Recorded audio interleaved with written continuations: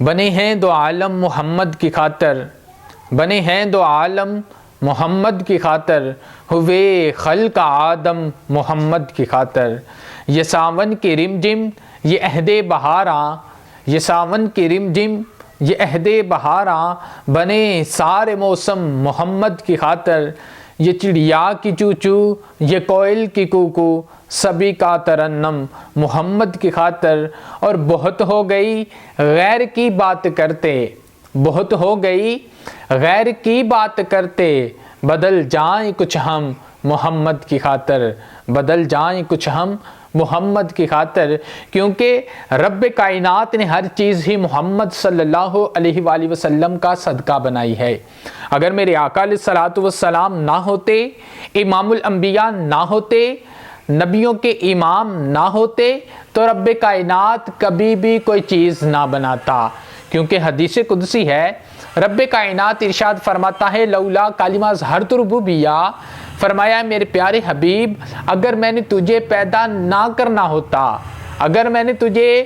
پیدا نہ کرنا ہوتا تو اپنا رب ہونا بھی ظاہر نہ کرتا۔ تو پتہ یہ چلا کہ اللہ تعالیٰ نے ہر چیز اپنے پیارے حبیب صلی اللہ علیہ وآلہ وسلم کا صدقہ پیدا کی ہے۔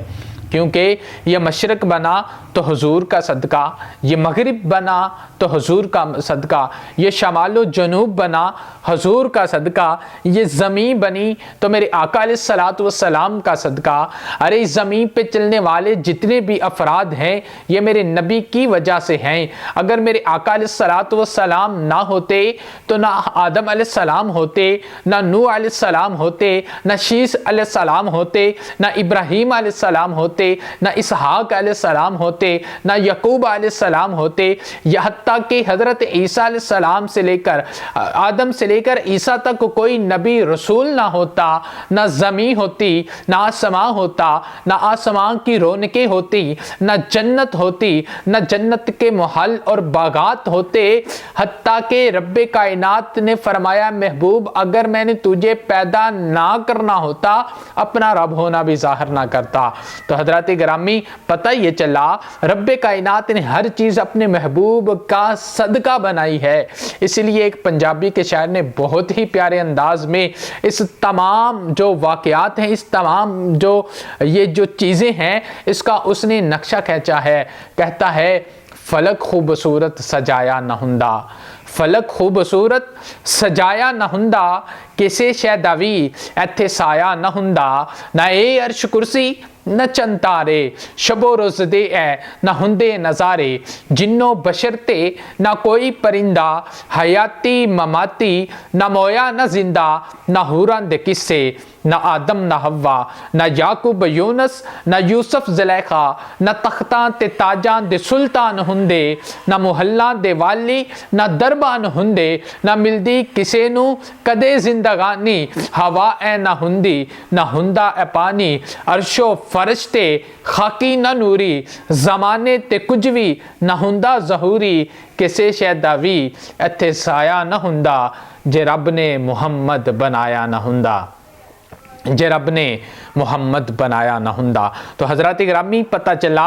رب کائنات نے اس کائنات کے اندر جتنی بھی چیزیں ہیں، اس کائنات کے اندر جو کچھ بھی ہے ہر چیز آقا علیہ الصلوۃ والسلام کی وجہ سے بنایا ہے۔ تو حضرات گرامی آقا علیہ الصلوۃ والسلام کی جو عزت ہے، حضور کی جو ناموس ہے، میرے آقا علیہ الصلوۃ والسلام کی عزت اور ناموس کی خود رب کائنات کر رہا ہے۔ حضرات گرامی رب کائنات کبھی بھی اس چیز کو گوارا نہیں کرتا کہ اس کے محبوب کی بے ادبی کی جائے۔ جس نے بھی میرے آقا علیہ الصلوۃ والسلام کی بے ادبی اور گستاخی کی، کائنات گواہ ہے کہ وہ بندہ ذلیل ہوا، اس کائنات کے اندر بھی، اس دنیا کے اندر بھی ذلیل ہوا ہے، اور کل حشر کو بھی ذلیل ہوگا، اور انشاءاللہ وہ جہنم کا ایندھن بنے گا۔ ہم دیکھ رہے ہیں کہ اس دنیا میں ایک مرتبہ پھر آقا علیہ الصلوۃ والسلام کی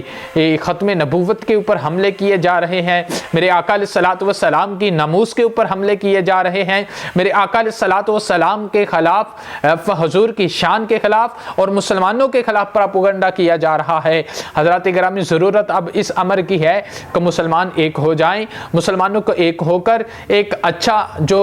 کردار ہے وہ ادا کرنا چاہیے۔ حضور کی نموز کے اوپر ہم سب مسلمانوں کی جان بھی قربان ہے، ہم اپنی جان، اپنا تن، من، دن، ہر چیز آقا علیہ الصلوۃ والسلام کی نموز کے لیے قربان کر سکتے ہیں۔ تو حضرات گرامی آج کل جو ملک کے حالات ہیں تو ضرورت اس امر کی ہے کہ ہماری جو احکام بالا ہیں انہیں بھی ہوش کے ناخن لینے چاہیے اور انہیں بھی اس طریقے کے اقدامات کرنے چاہیے جس